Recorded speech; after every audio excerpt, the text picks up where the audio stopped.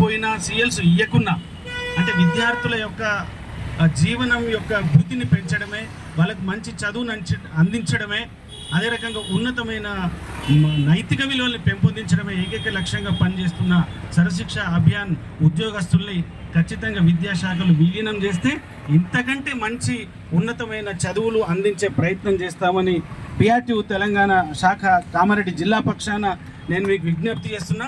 మీరు మాత్రం చేయగలుగుతారు. ఎందుకోసమంటే విద్యాశాఖలో సమూలమైన మార్పులు తీసుకొచ్చిండ్రు. హెడ్ మాస్టర్ల ప్రమోషన్లు ఇచ్చిండ్రు, స్కూల్ అసిస్టెంట్ల ప్రమోషన్లు ఇచ్చిండ్రు, మళ్ళీ డిఏలు ఇస్తామని చెప్తున్నారు. నేను అనేది ఏంటంటే అక్కడ సరిపోయింది. కానీ ఇప్పుడు కావలసిన ఆకలి, కడుపు మంట, బాధ కుటుంబాలు ఇప్పుడు రోడ్డు మీదకి వస్తున్నాయి. మా సర్వశిక్ష అభియాన్ వాళ్ళని వారిని ఖచ్చితంగా గుర్తించి వారికి ఖచ్చితంగా పర్మనెంట్ చేసి విద్యాశాఖలో విలీనం చేసి 010 కింద వారికి జీతాలు ఇచ్చి ఫస్ట్కు జీతాలు వచ్చినట్టు చేస్తే రాత్రింబవల్లే కాదు, ఇంకా 24 గంటలు కాదు, 48 గంటలు కూడా పనిచేయడానికి మేము సిద్ధంగా ఉన్నామని మరి పత్రిక ముఖంగా ఈ సమక్షంలో తెలియజేయడానికి నేను చాలా సంతోషపడుతున్నా. మీరందరికీ పర్మనెంట్ అయిన రోజు మరి మీరు దేవుడు తప్ప ఇక మాకు ఇంకేం కాదు. అందుకే మిమ్మల్ని మాత్రమే అర్థిస్తున్నాం. అది మీతోటే సాధ్యమవుతుందని అనుకుంటున్నాం.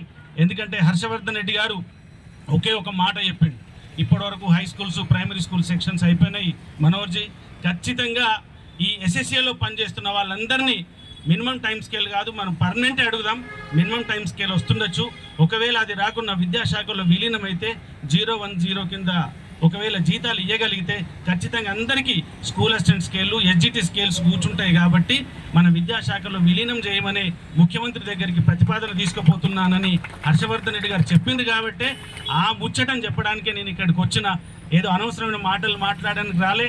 గతంలో సత్యన్న గారు కూడా చెప్పిన, నేను కామారెడ్డి నుంచే మనం శంఖారావాన్ని పూరిద్దాం. దాదాపు 1000 మందితో కామారెడ్డి జిల్లాలోనే కళాభారతిలో ప్రోగ్రాం పెట్టుకుందాం.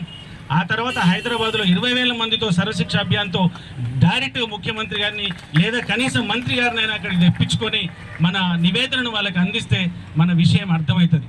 ఇప్పటి వరకు మరి ముఖ్యమంత్రి గారి దగ్గరికి చెప్పడానికి ఇంతకుముందు మాట్లాడిన వక్తలు మాట్లాడినట్టు విషయం అసలు ముఖ్యమంత్రి గారి దగ్గరికి ఎంత వెళ్తుందో ఎంత వెళ్తలేదో తెలియదు.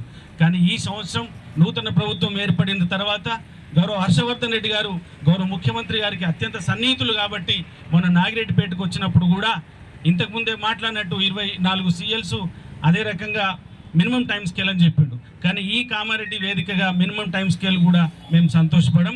ఖచ్చితంగా పర్మనెంట్ చేయాల్సిందే, విద్యాశాఖలో విలీనం చేయాల్సిందే, 010 కింద జీతాలు ఇవ్వాల్సిందే. అది ఇచ్చిన రోజే మేము సంతోషం వ్యక్తం చేస్తామని తెలియజేస్తూ మా ఆందోళన కొనసాగిస్తామనే విషయాన్ని తెలియజేస్తున్నాం. జై హింద్.